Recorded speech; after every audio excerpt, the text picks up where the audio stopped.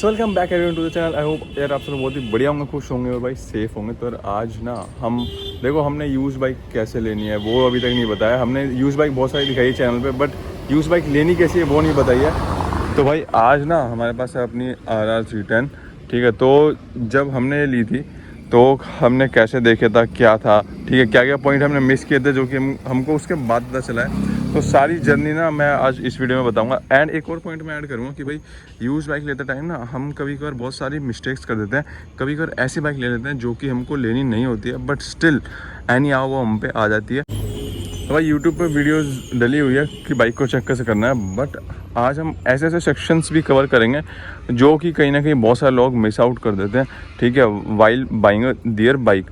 तो भाई सबसे पहली बात मैं बता दूं, तो जो अगर आप सबसे फर्स्ट टाइम बायर हो ना, तो मैं आपको रिकमेंड करूंगा कि आप एक नई बाइक ही लो, ठीक है। आप यूज़ ले सकते हो but depends on your priority and आपका यूज़ क्या है उस बाइक के साथ। लाइक अगर आपको भाई एक बेसिक कम्यूट के लिए चाहिए तो मैं आपको एकदम बिगिनर सेक्शन की सीसी मतलब बिगिनर सीसी आपको रिकमेंड करूंगा जो कि 150 होती है। अगर आपको थोड़ा सा स्पोर्ट्स पे भी जाना है तो भी आप 150 ले, मोर देन इनफ है। उसके ऊपर आपको जाना है तो मैं आपको बोलूँगा या तो आप 200 सीसी पे चल जाओ, बट उससे ज़्यादा मैं नहीं बोलूँगा। लाइक अगर मैं आपको ऐसी बाइक्स तो बिल्कुल रिकमेंड नहीं करूँगा, ठीक है। एंड इसके साथ साथ आपका बजट भी बहुत ज़्यादा डिपेंड करता है कि आपका बजट कितना है, आप कितना अफोर्ड कर सकते हो चीज़ों को, क्या आप मेंटेनेंस और जो सर्विसिंग है उसको अच्छे से अफोर्ड कर पाओगे नहीं कर पाओगे, उसके ऊपर भी बहुत सारी चीज़ डिपेंड कर दिया। जैसे भाई अगर मेरा बजट तो मान लो मेरा तो बजट 4-5 लाख का है, बट मैं एक ऐसी बाइक ले लूँ जो 10-15 लाख की है फाइनेंस पे या किसी भी चीज़ पे, ठीक है, एंड बाद में मैं उसको मेंटेन ना कर पाऊँ तो फ़ायदा नहीं, क्योंकि मेरा एक्चुअल बजट ही 5 लाख का था। तो भाई सेम केस जाता है अपना बाइक के साथ भी। तो भाई बाइक के अंदर क्या क्या देखना होता है उसको कवर करने से पहले मैं ये बताता हूँ कि भाई आपको कौन सी बाइक लेनी चाहिए होगी। क्योंकि कभी कभार क्या होता है ना कि हम ना हीट ऑफ द मोमेंट में, ठीक है, दोस्तों के पास वैसी है तो मैं भी, हालांकि मेरे को कोई और पसंद है, बट कभी कभार क्या होता है कि भाई हीट ऑफ मोमेंट है, थोड़ा सा उस बाइक का ट्रेंड आ रहा है तो हम उसकी तरफ थोड़ा और ब्यास हो जाते हैं, जबकि हमारी वो नीड में भी नहीं होती। फॉर एग्जाम्पल देता हूँ, ठीक है। तो बेसिकली भाई मेरे को ना थोड़ा सा काइंड ऑफ स्पोर्टी बाइक चाहिए थी, सो दैट ना मैं जो भी कॉर्नरिंग है, ठीक है, मतलब अपनी राइडिंग का प्लेजर ले पाऊँ। बट ठीक है, मान लो मेरे पास एक और ऑप्शन आ गया है सामने, GT, क्योंकि GT थोड़ी ट्रेंड में थी, राइट, ठीक है। उसके साथ साथ उसका थोड़ा एक 600 सीसी भी मिल जाता मेरे को, तो अलग अलग मैं पॉइंट देखने लग गया। हालांकि मेरा यूज़ केस यही फुलफिल करती है, वो फुलफिल नहीं करती, ना ही कभी कर सकती, ठीक है, ये इतनी हैवी भी नहीं है एंड सो ऑन। तो मेरा सबसे पहला पॉइंट ये है कि भाई कभी भी ना हीट ऑफ द मोमेंट में ना जाए, ठीक है। अगर मैं आपको इसका पीछे से भी दिखा दूँ तो ये ऑल अराउंड पैकेज है, हर एक जगह से बढ़िया लगती है। डिपेंड कि भाई हाँ आप कौन सी, अगर आपको भाई नेकेड पसंद होती है तो आप ये बोलोगे कि नहीं बढ़िया नहीं लग रही, बट हाँ जिसको फेयरिंग वाली बाइक पसंद आती है तो उसको लिए मैं बोलूँगा वो कभी भी इस बाइक को मना नहीं करेगा कि हाँ भाई यार ये बाइक मेरे को पसंद नहीं आ रही है। तो इस हिसाब से बाइक को आप लें, कभी भी हीट ऑफ द मोमेंट पे ना जाए, सो दैट भाई आपके साथ कभी भी ना आपका जो मनी है, हार्ड एंड मनी, वो वेस्ट ना हो। आप अपना बाइक ना यूज़ देख के लो कि भाई क्या मेरी यूज़ है, क्या मेरी प्रायोरिटीज़ है, एंड क्या वो बाइक उसको फुलफ़िल कर पाई है नहीं कर पाई है, तो सबसे पहले वो देख के लो। तो उसी से हम आए थे इस पे, ठीक है, क्योंकि मैंने आपको बताया मेरे को ऐसी बाइक चाहिए थी जो कि फेयरिंग वाली हो, ठीक है, हाई स्पीड पे क्रूज़ कर पाए, और उसका जो अर्गोनॉमिक्स है ना, मतलब अगर मैं ये वाली बाइक चला रहा हूँ, इसको मैं मैन्यूवर कर रहा हूँ ना, तो कहीं ना कहीं अब मैं हायर सीसी पे जंप करूँगा तो मेरे को उसको अडेप्ट करने की, मतलब उसको इतना ज़्यादा अडेप्ट नहीं करना पड़ेगा, मैं काफ़ी हद तक अडेप्ट हो चुका हूँ। एंड सेम केस अगर मैं कोई दूसरी बाइक ले लेता, लाइक कोई भी मान लो G310 ले लेता जो कि नेकेड आती है, ठीक है, या कोई सी भी मैं दूसरी बाइक ले लेता, या GT ले लेता, इंटरसेप्टर ले लेता, तो उसका वेट अलग था, इसका वेट अलग है, उसकी मैन्यूवरेबिलिटी अलग है, इसकी अलग है, वो एजाइल नहीं है, ये एजाइल है, तो हर काफ़ी सारे पैरामीटर में उस मिस कर देता, तो जो कि मेरे को राइडिंग के लिए एक्चुअली चाहिए थे। तो भाई अब हमने बाइक तो सिलेक्ट कर ली है, ठीक है। अब हम आते हैं क्या क्या चीज़ चेक करनी चाहिए उसके अंदर।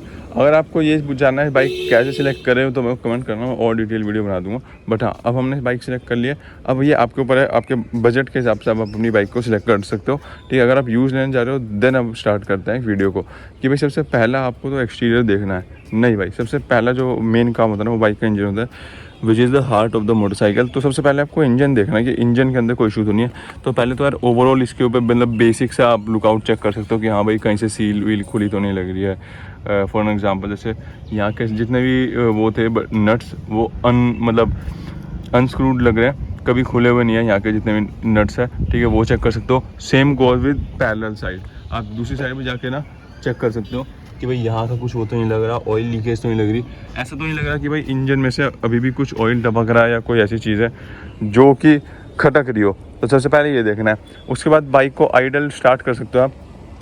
बाइक कभी भी मिसिंग या फिर धुआं, ठीक है, मोटा मोटी तरह धुआं इतनी जल्दी नहीं आता है अगर आप एकदम से स्टार्ट करोगे। तो 5-10 मिनट के लिए स्टार्ट करके रखो, ठीक है। मैं अभी तो नहीं करूँगा, थोड़ा सा एरिया वैसा है। आपको 2-3 मिनट के लिए स्टार्ट करनी है। और रेस जो होती है हमारा या एक्सेलरेटर, उसको करीब करीब 3000 RPM तक ले जाए रखना है for around 1 to 2 minute. You will feel कि भाई आवाज़ चेंज हो रही है, ठीक है, एग्जॉस्ट नोट में से थोड़ा सा चेंज आ रहा है, तो वो बात ठीक है। बट हाँ, धुआं नहीं आना चाहिए, अदरवाइज उसके अंदर इंजन का प्रॉब्लम या इंजन में इशू हो सकता है। उसके बाद आ जाती है भाई, अपने को मैं बात बता दूं तो आप एक्सटीरियर देखो कि भाई बॉडी पे कहीं ज़्यादा स्क्रैचेस तो नहीं है एंड बॉडी ओरिजिनल है। पेंट का ना आप देख सकते हो कि पेंट यहाँ पे एंड साइड पैनल्स पे और फेयरिंग पे दोनों का सेम ही क्वालिटी होनी चाहिए, same he fit and finish आनी चाहिए पेंट की। ऐसा नहीं कि कहीं ज़्यादा डार्क है और कहीं थोड़ा सा पेल हो रहा है, ठीक है, ऐसा नहीं होता है, या तो फिर वो पैनल पेंटेड होगा। तो पहले तो मैं वही बोलूँगा कि भाई आपने इंजन चेक कर लिया, अब इंजन चेक कर लिया उसके बाद आप बॉडी पे आओ कि भाई कहीं एक्सीडेंटल बाइक या एक्सीडेंटल गाड़ी तो नहीं है। तो भाई बॉडी का आपको पता चलेगा पेंट वेंट से कि भाई अगर कहीं से पेंट वेंट हो रखा होगा तो में भी ये पॉसिबिलिटी हो सकती है। कभी कभार कोई शौकीन बंदा खुद के लिए भी करा लेता है, बट हाँ यूजुअली बंदे नहीं कराते हैं, ठीक है। एलॉय पेंट भी आपको वही देखना बॉडी के ऊपर कि भाई अगर एलॉय पेंट वेंट कराया तो मे भी क्या होता है कि जैसे इन गाड़ियों के अंदर ना क्या होता है कि भाई हाई स्पीड पे है तो बेंड आ जाता है एलॉय में। तो जब एलॉय में बेंड आता है तो उसको काट मतलब जो भी है मशीन में भी सही करते हैं तो उसके मार्क्स बहुत सारे आ जाते हैं, ठीक है। तो उसको कवर अप करने के लिए या तो बंदे पेंट करा लेते हैं या फिर कोई स्टिकरिंग या कुछ भी करा लेते हैं, तो वो आपको चेक करना है। तो सबसे पहली मैं बात बताऊँ ना, तो अगर कोई मॉडिफाई बाइक दे रहा है तो मैं तो मेरी पहली नज़र में क्या होती है उससे थोड़ा सा मैं दूर रहना पसंद करूँगा, क्योंकि मॉडिफाई ना बहुत सारे लोग शौक के लिए भी कराते हैं, बट बहुत सारे लोग एक बाइक ऐसी हो जाती है ना कि भाई हाँ यार अब तो ये ऑब्सोलीट हो गई है कि भाई हाँ अब इसका कुछ नहीं हो सकता, तो क्या कर सकते हैं मॉडिफाई करके इसको अट्रैक्टिव बना देते हैं। तो वो भी एक पॉइंट रह जाता है, तो वो भी आपको ध्यान में देना है। भाई देखो शौकीन बंदे ने मॉडिफाई किया तो भाई वो आपका एक इन्वेस्टमेंट हो जाएगा, बहुत ही बढ़िया आपका काम हो जाएगा। रैपिंग होती है वो क्यों होती है यार, मेरे ना यहाँ पे मार्क्स आ गए हैं बहुत ज़्यादा, तो मैं पेंट करवाऊँ इससे बढ़िया रैप करवा लेता हूँ, राइट। तो ये हो सकता है। तो ऐसी वाली गाड़ी से मैं कहूँगा कि थोड़ा सा आपको बचने की ज़रूरत है। अब हम बात कर लेते हैं भाई बॉडी की बात हो गई है, ठीक है, टेल टाइडी वेल टाइडी सब कुछ ठीक है, ऊपर से आपको देखना कि एक्सीडेंटल नहीं है। अब हम आ जाते हैं मेन पॉइंट पर जो कि हमारा होता है। तो अब हम बात कर लेते हैं बाकी सब की। तो भाई सर्विसिंग के अंदर क्या क्या हो जाता है, तो आपको सबसे पहले तो टायर्स ज़रूर चेक करने हैं कि भाई टायर कितने रह रहे हैं, क्योंकि इनके जो टायर्स आते हैं ना, जैसे इसके अंदर मिचलिन का आता है, तो मिचलिन का टायर ही करीब 5-6 हज़ार रुपये का आता है। तो अगर आप वो नहीं देखोगे तो वो कॉस्ट आपको आगे ऐड ऑन करनी पड़ेगी। तो अगर आपने एक बाइक ले ली, मान लो ये 170 की ली, ठीक है, अब 170 की ली बट इसमें टायर खराब है, आपने थोड़े दिन चलाया, आपने कहा यार वो वाला मज़ा नहीं आ रहा, स्किड विड हो रही है, तो अब आपको टायर भी बदलवाने पड़ेंगे। तो अब ये देखना पड़ेगा कितने, तो मान लो अभी ये टायर 500,000 किलोमीटर और चल जाएगा, बट स्टिल अब मेरा एक खर्चा ऐड ऑन हो गया, ठीक है। सेम कोई भी अगर सर्विस नहीं हुई तो सर्विस का फिर मेरा 5,000 खर्चा ऐड हो गया।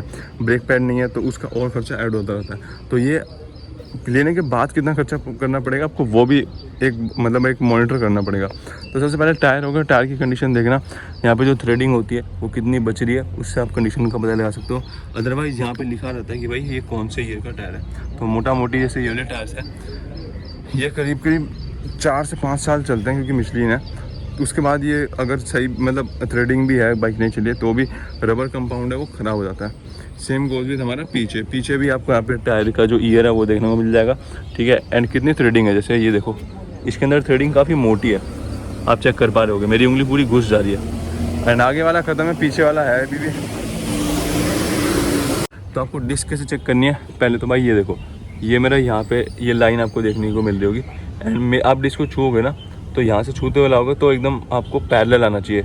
अगर आपको लगे कि भाई दबर आया मतलब कि डिस्क घिसी हुई है, तो आपको डिस्क देखने की भाई डिस्क ज़्यादा घिसी हुई तो नहीं है, थोड़ी बहुत घिसी है तो कोई दिक्कत नहीं है, ठीक है। बट ज़्यादा घिसी है मतलब कि भाई या तो पैड ख़त्म हो गए थे फिर भी बंदे ने चलाई, या फिर बहुत पैनिक ब्रेकिंग करता था बंदा, तो इससे आप उसका अंदाज़ा ला सकते हो। एंड इसकी जो डिस्क है ना वही 12-15 हज़ार की आती है, ठीक है। कैलीपर आपको उस हिसाब से देखना चलाना है, ठीक है। आप थोड़ा सा तेज़ चलाओ और फुल ब्रेक प्रेस करो, मतलब एमरजेंसी ब्रेकिंग आप लगाओगे। अगर आपको लगता है कि वो बाइट नहीं मिल रहा तो मे भी कैलीपर का भी इशू हो सकता है। अब हम बात कर लेते हैं ABS। तो ABS की मैं थोड़ी देर बाद उसको डिस्कस करता हूँ, बट हाँ अब इसका पैड भी मैं बात कर लेता हूँ। तो आप यहाँ से चेक करोगे तो आपको पैड देखने को मिल जाएगा, ये देखो, ये जो पार्ट है ना, ये ला पोर्शन, ये इसके पैड्स हैं।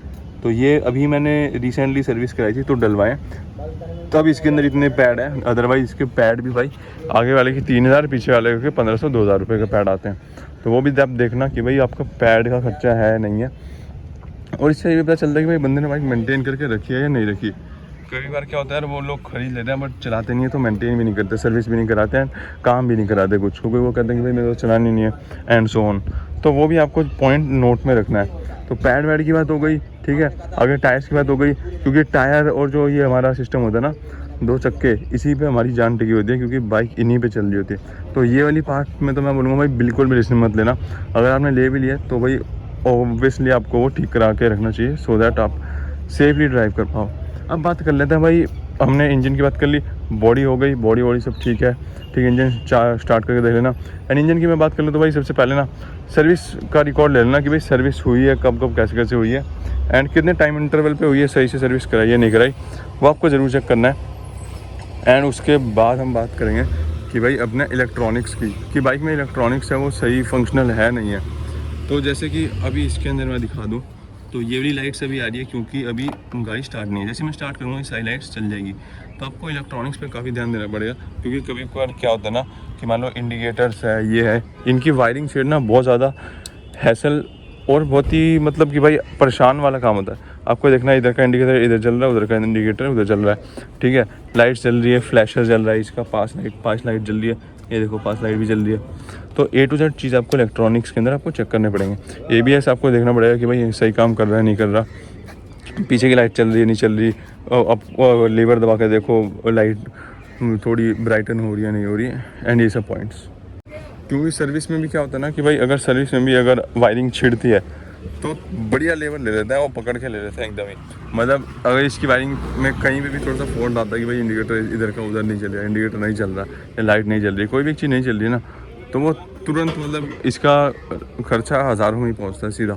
कोई भी चेक करने तक का इसकी लेबर 800 रुपये लग जाती है।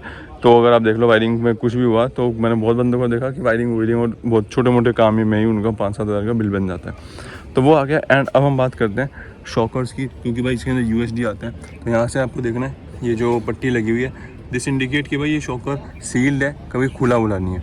ये वाली जो सिल्वर कलर की है, अलग अलग बाइक के अंदर अलग अलग हो सकती है, ठीक है। आगे का आपने पैड देख लिया।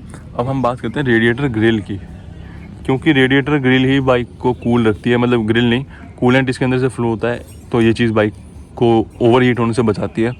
एंड ये रेडिएटर ऑन हो जाता है जब भी बाइक गर्म होती है। तो अब आपको देखना है कि इसके अंदर ज़्यादा जो भी है, जैसे आप ये देख पा रहे हो कि भाई पूरी जो ग्रिल है ना, पूरी ग्रिल पे निशान पड़े हुए हैं पत्थर के।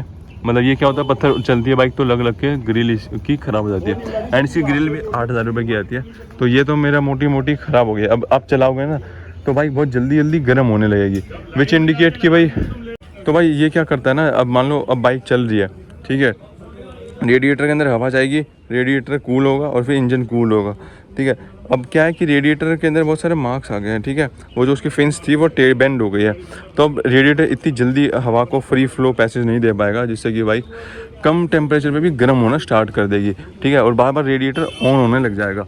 तो ये होता है, आप चला के देखोगे कि भाई 50-60 किलोमीटर चलाई और बाइक गर्म होने लग गई है, रेडिएटर कंटिन्यूसली ऑन हो रहा है या फिर ऑफ हो रहा है। अभी तो मान लो मौसम ठीक है, सर्दियों में इतनी प्रॉब्लम नहीं आएगी, बट गर्मी में इसका जो है ना आपको असर दिखेगा, क्योंकि सारी हीट पता है कहाँ से निकलेगी, फिर यहाँ से, और फिर तब आपका होगा बेजा फ्राई कि यार ये क्या हो रहा है, ये क्या हो रहा है। तो आपको ये पॉइंट भी ध्यान में रखना है कि रेडिएटर ग्रिल भी देख ली, ये भी देख लिया, और भी छोटे मोटे हैं, जैसे कि भाई ये बाइक को चलाओ, चेक करो सस्पेंशन है सही लग रहे नहीं लग रहे, ब्रेक जो है वो अच्छा बाइट दे रहा नहीं दे रहा, ठीक है। एंड अब हम इसके कंक्लूजन पे आते हैं। तो भाई जैसे ये है हमारी स्टॉक बाइक, मतलब कि इसके अंदर टायर मिशलिन के आते हैं, हाँ मिशलिन के लगे हुए हैं, ठीक है। इसके अंदर जैसे फेयरिंग है वो यहाँ पे आप चेक कर लोगे कौन सी कंपनी के, तो वो भी लगी हुई है, ठीक है। जो छोटे मोटे पार्ट है, जैसे कि भाई इंजन के साइड में देखो, वहाँ पे ना आपको BMW देखने को मिलता है, तो वो है या नहीं है। अगर कोई पार्ट चेंज भी हुआ ना तो वो कंपनी का चेंज हुआ है। अब भाई ब्रेक पैड तो आप नहीं देख पाओगे ऑब्वियसली, बट जो भी विजिबल पार्ट है, अगर कुछ लगा भी है, जैसे मान लो ये साइड मिरर है, ठीक है, ये किसी का टूट जाता है तो ये बंदे ने कंपनी से ही लगाया या कहीं बाहर से लगा दिया है। तो ऐसे जब और भी बहुत सारे पॉइंट है जो कि आपको बता दें कि भाई बाइक कैसे किसने और सही से रखी है नहीं रखी। तो भाई आज तो इतना ही था, और भी बहुत सारी चीज़ें छोटी मोटी, बट हाँ ये था कि अगर आप एक बाइक लेने जा रहे हो तो बेसिक ऐसे आपको देखना है। एंड एट लास्ट में वही बोलूँगा कि डॉक्यूमेंटेशन देखना कि भाई बाइक की आरसी है, ठीक है, चालान तो नहीं है, पेपर पूरे हैं, इंश्योरेंस है पूरा, कौन कौन सा है, कॉम्प्रिहेंसिव है, थर्ड पार्टी है, कौन सा है, सो दैट आपको आगे और खर्चा ना करने की जरूरत पड़े। बाइक का रिकॉर्ड पूरा देख लेना, सेकेंड ओनर को, मतलब जो भी है। तो ये चीज़ ध्यान रखना कि भाई बाइक ओनर से नहीं, हमेशा अपनी कंडीशन से जानी जाती है एंड उसी के हिसाब से लेनी चाहिए। बहुत सारे लोग देख लेते हैं कि भाई ये तो ये वाला ओनर है, बट उसने रखी कैसे है ये देखो। अदरवाइज़ भाई आप पैसे भी डाल दोगे और आपको सेटिस्फेक्शन भी नहीं मिलेगा। ठीक है, तो यार आज के लिए इतना ही, मिलेंगे अगली वीडियो में, तब तक के लिए सी बाय बाय और टेक केयर।